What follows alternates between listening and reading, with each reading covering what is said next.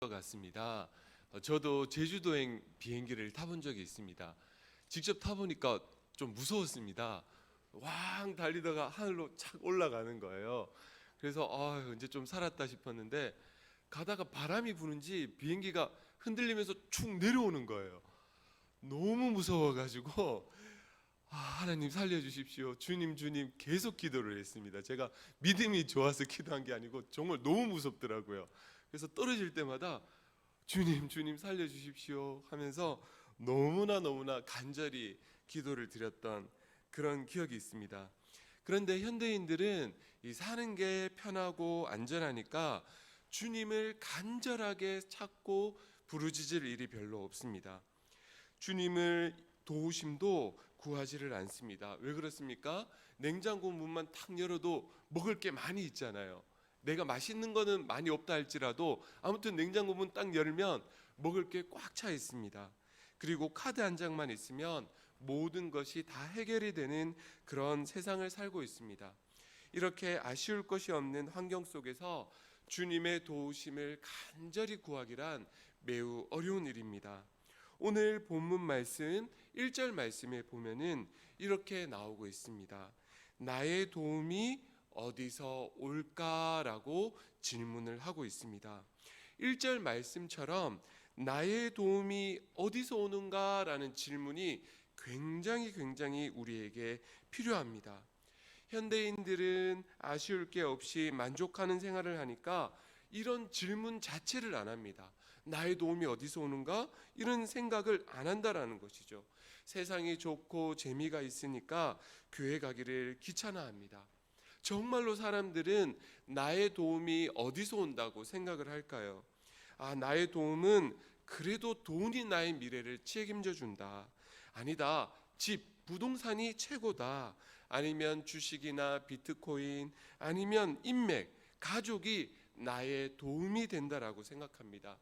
그렇게 생각하는 분들은 정말 자신이 비행기를 타고 가다가 100m 정도 훅 떨어지는 그 상황 속에 있다라고 생각해 보십시오. 그 떨어지는 그 위험의 순간에 정말로 내가 절대적으로 의지했던 돈, 비트코인, 인맥, 그러한 것들이 나를 지켜줄 수 있을까요? 아니다라는 것입니다. 그에 대해서 성경은 2절 말씀에 우리들에게 이렇게 말씀해 주고 있습니다. 나의 도움은 천지를 지으신 여호와에게서로다 라고 하고 있습니다. 성경은 창조주 하나님을 우리들에게 말씀하고 있는 것이죠. 우리의 참된 도움은 우주 만물을 지으신 하나님 아버지 한 분밖에 없다라는 것입니다. 우리가 비행기에서 떨어질 때 내 생명의 주인 되시는 하나님만이 나의 영혼을 구원해 주실 수 있다라는 것입니다. 우리의 인생도 떨어지는 비행기와 다를 게 없습니다. 저는요, 우리가 부흥회를 한 번씩 하잖아요. 그때 어디서 부흥회를 하면 좋을까 한번 상상을 해본 적이 있습니다. 그러니까 교회에서 이렇게 하면은 편안하니까 잠도 오고 별 그런 간절한 마음이 없잖아요. 그러니까 특별 이벤트로 교회에서 부흥회를 하는 게 아니라 비행기 안에서 부흥회를 한번 해보면 어떨까? 혹은 폭풍우가 몰아치는 배 위에서 부흥회를 해보면 어떨까? 막 이제 지금 하고 있습니다. 이게 비행기입니다. 바람이 불어서 이게 훅 떨어져요. 그럼 우리 마음이 어떻겠습니까? 졸음이 오거나 아유 지겨워 이게 아니라 정말로 진실한 마음으로 하나님 살려주세요 이런 마음이 간절하지 않겠습니까? 배를 타도 물이 시커먼 그 물 속에 빠질 것 같은 그러한 위험 속에서 우리가 부흥회를 하고 기도회를 한다. 그러면 정말로 하나님 살려주세요라고 간절하게 기도할 것입니다. 반면에 우리가 편안한 상태로 정말 주님을 간절히 찾기란 매우 어려운 일입니다. 그래서 주님은 우리의 인생길을 정말 주님만 믿고 주님만을 의지할 수밖에 없는 광야의 길로 우리를 인도해 주시고 훈련시켜 주는 경우를 우리는 자주 보게 됩니다. 이 말씀에서 우리가 또 하나 생각해 볼 것은요, 성경은 자기 어머니, 자기 아버지, 가족 누구도 찾지 않고 누구를 찾고 있습니까? 창조자 하나님을 찾고 있습니다. 왜냐하면 우리를 지으신 분이 바로 우리 하나님 아버지시기 때문입니다. 우리의 생명은 하나님으로부터 왔고 하나님이 우리의 생명과 우리의 삶을 주관하고 계십니다. 그런데 우리는 어려운 환경이 오면 누구를 찾습니까? 사람을 주로 찾습니다. 아내를 찾고 남편을 찾고 자식을 찾고 지인을 찾습니다. 어려운 일이 닥치면은 당장 전화기부터 꺼내서 누군가에게 전화를 합니다. 그러나 엄밀하게 말해서 사람은 사람을 도울 수가 없습니다. 우리가 물질적으로 조금은 도움을 받거나 아니면 위로의 말은 받을 수 있을지 모르겠지만 우리는 사람을 의지하지 않는 게 좋습니다.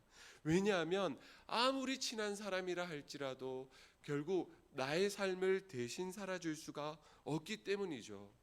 그래서 서로 어울려서 연락도 하고 밥도 같이 먹고 차도 같이 마시는 것도 좋지만은 실질적으로 나를 도와주시는 분은 우리 하나님 아버지 한 분밖에 없다라는 것입니다.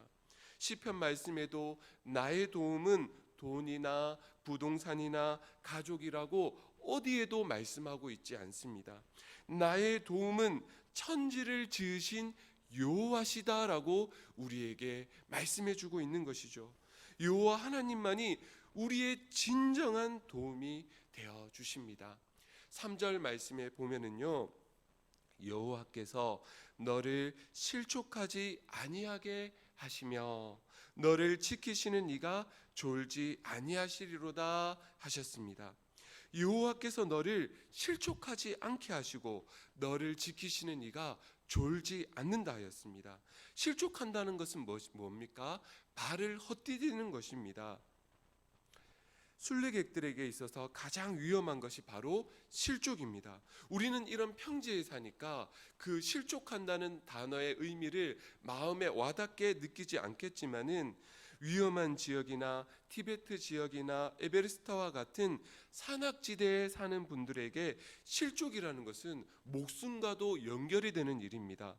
아주 좁은 산악길을 그것도 가축들, 양떼들을 몰고 다니다가 만약 발을 헛디디게 돼서 발목이 삐끗하거나 아니면 낭떠러지로 떨어지게 되면 정말로 생명을 잃을 수도 있습니다. 그런데 하나님은 우리를 실족하지 않게 하시며 졸지도 아니하시고 우리를 도와주시는 분이시다라고 말씀하고 있죠. 하나님의 도우심, 성도님들, 하나님의 도우심이라는 것은 무엇이겠습니까? 내가 하나님의 도움을 받았어. 모든 어려운 일들이 다 사라지고 내가 원하는 대로 모든 일이 다 잘 됐어. 병도 낫고 부자 되고 자식도 잘 되고 내가 원하는 대로 다 이루어졌어. 이것이 하나님의 도우심이겠습니까? 그러한 것은 내가 원하는 대로 모든 일이 다 잘 되는 것은 하나님의 도우심이 아닙니다. 하나님의 도우심이라는 것은요, 우리가 어떠한 어려운 일을 당하더라도 어떠한 병마와 어떠한 괴로운 일을 당하더라도 하나님의 뜻 앞에 순종할 수 있는 것, 이것이 바로 하나님의 도우심이라는 것입니다. 성도님도 한 번 더 기억하십시오. 하나님의 도우심이라는 것은 내 뜻대로 문제가 다 해결되는 게 그것이 도움이 아닙니다. 하나님의 도우심이라는 것은요, 여전히 목마르고 어렵고 빚지고 괴로운 상황에 있다 할지라도 그 앞에서 하나님 앞에 순종하며 나아가는 것, 이것이 바로 하나님께서 나를 도와주시고 있다는 증거가 된다라는 것입니다. 4절 말씀에 이스라엘을 지키시는 이는 졸지도 아니하시고 주무시지도 아니하시리로다 라고 하셨습니다. 저는 결혼을 하기 전에 애는 저절로 크는 건 줄 알았어요. 그래서 아기도 우리 어른처럼 밥도 새끼 먹고 낮에는 자고 낮에는 활동하고 밤에는 자고 이런 줄 알았거든요. 근데 아기를 키워보니까 어떻습니까? 밥을 하루에 3끼 먹나요? 10끼도 넘게 먹잖아요. 계속 우유 먹고 또 자다가 어떻게 되나요? 그냥 안 자잖아요. 깨서 막 울고 보채고 그렇지 않습니까? 그러면 남편들은 대부분 조금 덜 봐주다가 그냥 자버립니다. 다음 날 출근해야 된다고. 그러면 엄마가 계속 돌보잖아요. 그러다가 아기가 좀 자면 엄마도 그때 따라서 자고요. 근데 아기가 깨어도 엄마가 너무 피곤하면 그냥 졸 때가 있습니다. 왜? 사람이니까 체력에 한계가 있으니까 아기가 울어도 너무 피곤하고 이러면 존다라는 것이죠. 그러나 우리 하나님께서는, 우리를 지켜주시는 하나님은 졸지도 아니하시고 주무시지도 아니하시며 우리를 지켜주시고 보호해 주신다라는 것입니다. 성도님들, 그런데 이 4절 말씀을 가만히 한번 보십시오. 우리는 하나님을 향해서 이거 해 주십시오, 저거 해 주십시오 요구를 많이 합니다.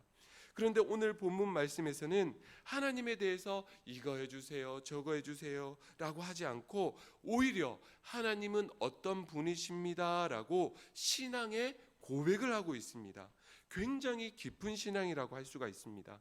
내가 순례의 길, 여행길을 하는데 하나님, 나에게도 좋은 신발을 주세요. 아니면 좀 깨끗하고 벌레도 안 나오는 그런 숙소를 저에게 주십시오. 아니면 내가 외로우니까 길동무를 할 수 있게 좋은 친구를 좀 만나게 해주십시오. 이런 것을 구하지 아니하고 오히려 우리를 하나님은, 나를 지켜주시는 하나님은 졸지도 않고 주무시지도 아니하시는 분이라며 신앙의 고백의 모습을 하고 있습니다. 이렇게 우리가 하나님께 내가 필요한 것들을 구하는 것은 잘못된 것은 아니지만 그 전에 우리는 하나님에게 우리를 지켜주시는 분이시요 졸지도 주무시지도 않고 나를 도와주시는 분이라고 고백하는 시편 고백 기자처럼 우리도 자기가 경험한 하나님의 도우심들을 감사함으로 신앙의 고백을 드려야 할 것입니다.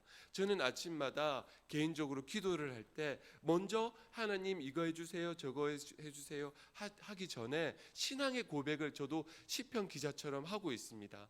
하나님은 나를 도와주시는 분이십니다. 하나님은 나를 지켜주시고 나의 길을 인도해 주시는 분이십니다. 나의 필요한 것들을 채워주시는 분이십니다.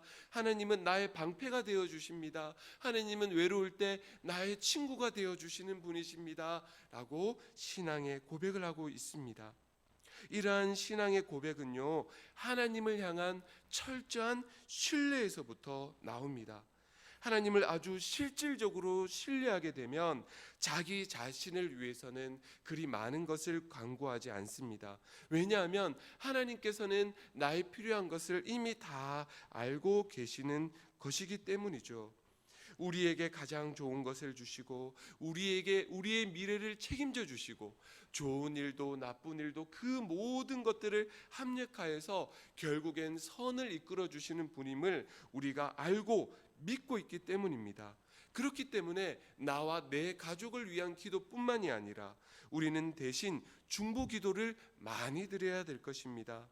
우리 나라와 우리 민족을 위해서, 또 오지에서 선교하시는 우리 선교사님들을 위해서, 그렇게 많은 분들을 위해서 기도해야 될 것입니다. 부모 자식 간에도 그렇지 않습니까? 아이가 철이 없고 좀 어리면은 엄마 나 이거 해주세요, 내 생일인데 저거 해주세요, 뭐 사주세요, 엄마한테 자꾸 요구를 합니다. 그런데 철이 들고 자라면 어떻습니까? 부모님에게 요구하지 않습니다. 오히려 우리 어머니 아버지가 뭐가 필요하실까 그것을 생각하게 됩니다. 그리고 성숙한 어른이 되면 어떻습니까? 엄마 아빠 이거 해주세요 그런 얘기를 하기 전에 우리 아버지 어머니의 좋은 점을 생각하며, 그래도 우리 아버지 어머니는 비록 가난하셨지만 참 정직하신 분이셨어, 우리 아버지 어머니는 가난하셨지만 참 부지런하고 성실하신 분이셨어, 이러한 고백을 하게 됩니다. 그렇습니다. 우리 예수 믿는 우리들도 하나님에게 뭐 주세요 하기 전에 성숙한 신앙인으로서 하나님은 우리를 보호해 주시고 도와주시고 채워주시고 그런 분이십니다 라고 신앙의 고백을 먼저 해야 할 것입니다. 우리가 한 번씩 어려운 일을 만날 때 정말 넘어지고 또 흐트러진다 하더라도 하나님께서 우리의 인생 전체를 지켜주신다고 하는 그 믿음, 하나님을 향한 절대적인 신뢰, 이것이 필요하다라는 것이죠. 그런 점에서 우리의 신앙도 노력이 필요합니다. 물론 신앙이라는 것은요, 은혜의 세계입니다. 억지로 해서 되는 것이 아니다라는 것이죠. 그럼에도 불구하고 우리의 영적인 훈련이라는 점에서 우리는 신앙에도 노력하는 부분이 분명히 있어야 됩니다. 예술가들도 그렇지 않습니까?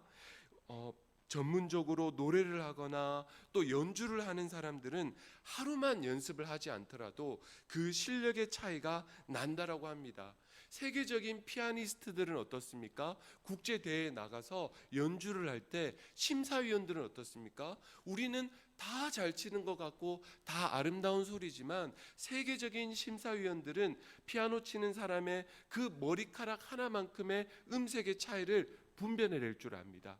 그렇기 때문에 피아니스트들은 어떻습니까? 그 머리카락 하나만큼의 그 실력을 더 쌓기 위해서 매일 열심히 노력하고 피땀 흘리며 연습을 하는 것입니다. 하나님과의 관계도 그렇습니다. 우리가 이렇게 노력하고 훈련해야 될 부분이 분명히 있다라는 것이죠. 5절 말씀에 보면은요, 이런 말씀이 있습니다. 여호와는 너를 지키시는 이시라. 여호와께서 내 오른쪽에서 내 그늘이 되시나니라고 하고 있습니다. 여기서 오른쪽이라고 했습니다. 성경에서 오른쪽이라는 것은요, 늘 중요한 자리입니다. 사도신경에서도 예수님이 하늘에 오르시어 전능하신 아버지 하나님 우편에 앉아 계시다라는 표현이 있고요. 시편의 다른 편에서도 오른쪽이라는 표현들이 자주 나옵니다. 하나님께서 내 오른쪽에서 나를 지켜주신다고 하셨습니다. 내 그늘이 되신다라고도 하셨는데요. 그늘이라고 하는 것은요, 광야의 그 뜨거운 햇빛을 가려주는 그늘을 말하는 것이니까 결국 우리를 지켜 보호해 주신다는 뜻입니다.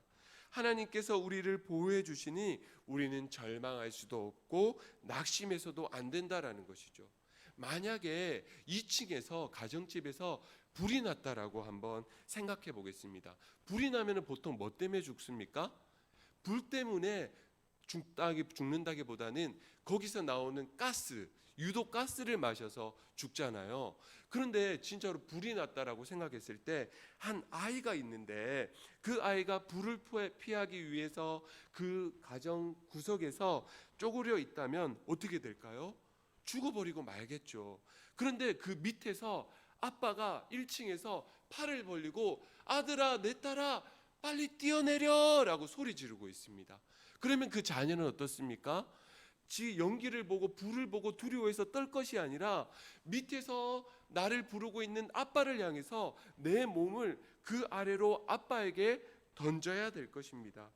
왜냐하면 아빠의 품에 안기는 것만이 내가 살 수 있는 길이기 때문에 그렇다라는 것이죠. 우리도 마찬가지입니다. 우리는 내 인생에서 고통을 볼 것이 아니라 환난을 볼 것이 아니라 우리를 도와주고 우리를 기다리고 우리를 향해 두 팔을 벌려 우리의 이름을 불러주시는 하나님 아버지께 내 인생, 내 생명을 하나님께 맡기고 하나님의 품에 우리가 안겨야 된다라는 것이죠.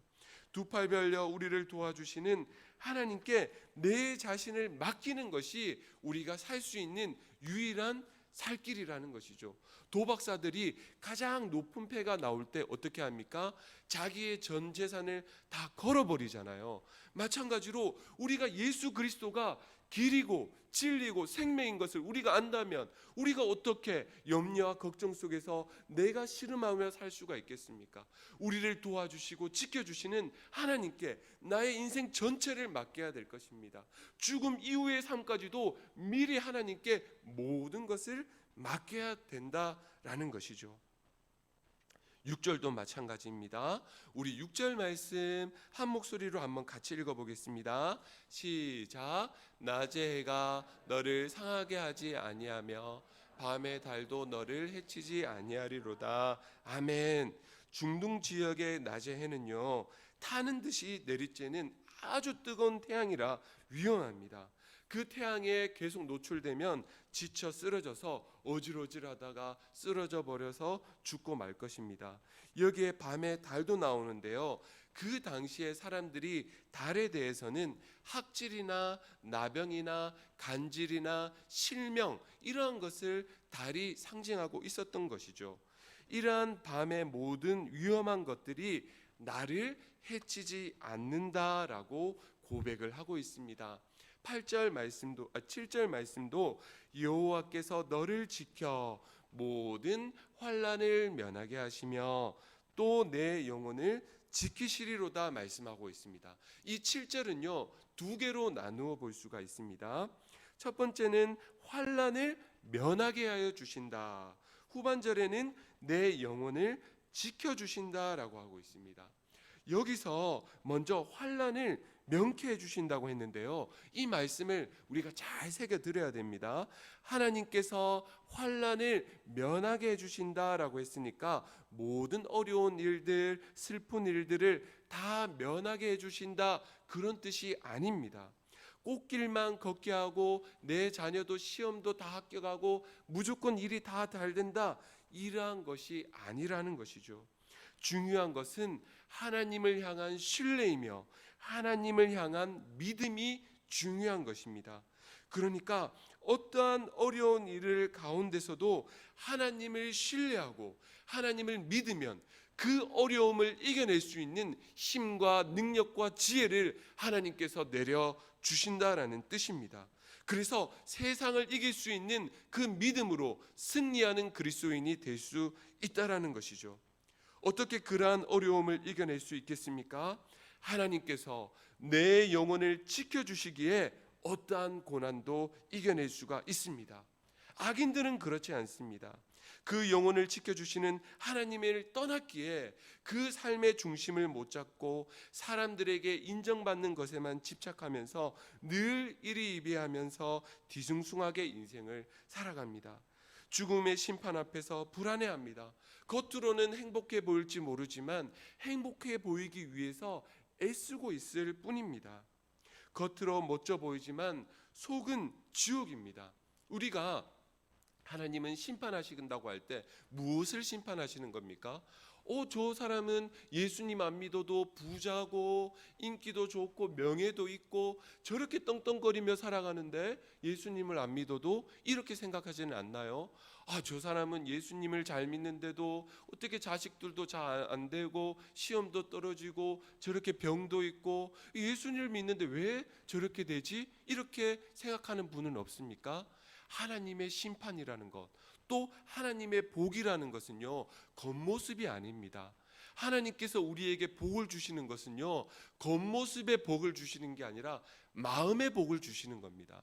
반대로 하나님께서 심판하시는 것은요, 겉모습의 심판이 아닙니다. 마음의 심판을 주신다라는 것이죠. 악인들은 마음의 지옥을 누리고 있는 것입니다. 겪고 있는 것이죠. 하지만 예수님을 믿는 사람은 겉으로 보기에 환난과 고난과 병마가 있다 할지라도 하나님은 그 사람의 마음속에 평화와 기쁨과 자유를 주십니다. 어떤 상황 속에서도요, 전쟁과 같은 상황 속에서도 그 사람은 다른 사람이 알 수 없는 평화와 믿음과 자유를 그 사람에게 내려 주신다라는 것입니다. 인간은 하나님의 품을 떠나고 하나님의 그 품에 안기지 않는다면, 하나님의 영혼의 보호를 받지 못하면 공허해질 수밖에 없습니다. 그러한 허무한 마음을 채우기 위해 자꾸 자기 자신을 내세우고 자랑하는 방식으로 살게 됩니다. 그래서 우리는 여기서 신앙의 결단을 해야 합니다. 무엇을요? 사람들에게 칭찬받기 위한 인생을 살 것인가? 아니면 하나님 아버지에게 칭찬 듣는 삶을 살 것인가를 말입니다. 제가 왜 이렇게 사람의 칭찬과 하나님의 칭찬을 나누고 있는지, 왜 나누고 있는가 하면, 사람들에게 칭찬을 듣는다고 해서 꼭 하나님께 칭찬을 듣는 지름길이 아니기 때문입니다. 오히려 사람들의 칭찬을 많이 받으면 받을수록 하나님의 칭찬에서는 더 멀어질 수도 있습니다. 왜냐하면요, 사람의 칭찬이라는 것은요, 아부하기 위해서 혹은 빈말로 칭찬하는 경우가 굉장히 많기 때문에 그렇다라는 것이죠. 또 다른 사람이 망했으면 하는 마음으로 잘못된 그 삶의 방향을 망하라고 그래 좋다 이런 식으로 칭찬하는 경우도 있다라는 것입니다.